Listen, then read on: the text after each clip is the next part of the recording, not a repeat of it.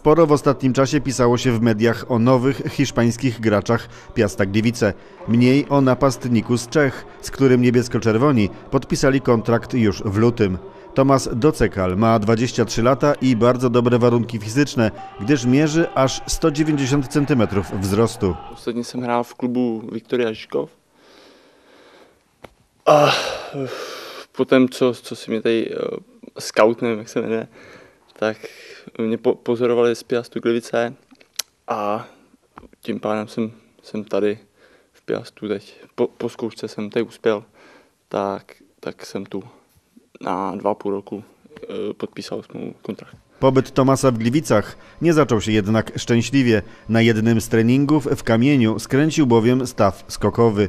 Mimo to pojechał z drużyną na obóz do Hiszpanii, gdzie zagrał w 2 sparingach, strzelając 1 gola. Tam Šventek głową prodloužil na zadní tyč, tak jsem jednoduchý úkol jsem dorazil do brány a s mým vzrostem snad bude padat więcej branek głową.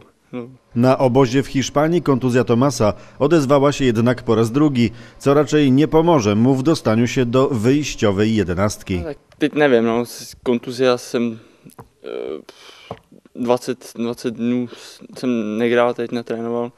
Tady teď pozice není dobrá, no.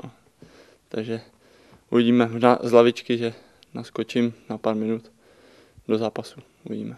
Hrajeme 12 mečů doma na našem stadioně, tak očekávání jsou také, že budeme vyhrávat většinu zápasů a pokusíme se, dá se říct, o postup nebo o avans do extraligy.